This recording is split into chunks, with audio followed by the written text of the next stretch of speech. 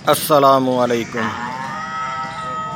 दोस्तों, अज दी मेरी वीडियो आ बेरी नूं स्प्रे कर लगे सी ते मैं क्या वीडियो बना के दोस्तों नाल शेयर करना। बेरी उच्ची सी, कोई पौड़ी पूड़ी लभी ना ते ट्रैक्टर खड़ा सी। मैं फिर ट्रैक्टर दे उत्ते ट्रैक्टर बेरी दे कोल करके ते छत ते टैंकी रख के भर के ते फिर इदां स्प्रे कराउण लगा सी।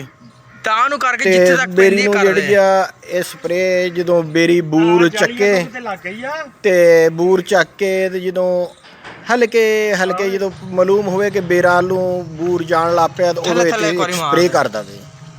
इह स्प्रे करना हल्की स्प्रे करी दी है बेरां नूं ताकि इहदा जहरीला असर स्प्रे दा जिहड़ा बेरां ते ना होवे ते इंसान नूं कोई नुकसान ना देवे।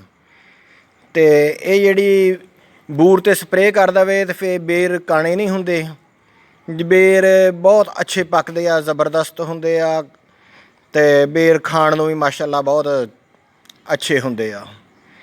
ते इह जिहड़ी आ इह स्प्रे करना बेर काणे नहीं हुंदे ते जदों काणे नहीं हुंदे तो फिर कोई टेंशन नहीं हुंदी खाण लगे कि बेर काणा ना निकले। चैक नहीं बेर नूं करना पैंदा, बगैर चैक कीते बंदा खाधी रखदा।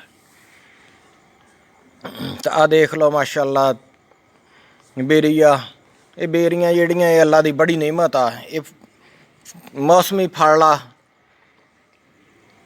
ते बेरां दा तां अल्लाह पाक ने बेर ते जन्नत च भी रखे आ। उत्थे बेखार बगैर कंडे तो बेरियां होणियां, पर दुनिया च जिहड़ियां ये कंडे वालियां बेरियां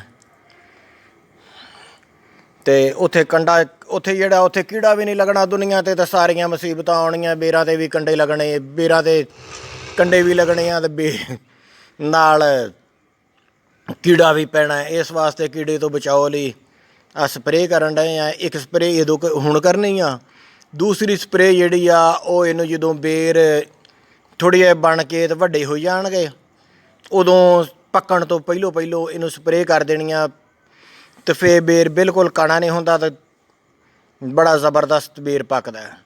इस तरह दीयां होर वीडियो देखण लई सारे दोस्त मेरा चैनल सबसक्राइब कर लओ, नाल घंटी वाला बटन भी नप दिओ। जज़ाकुमुल्लाह खैर।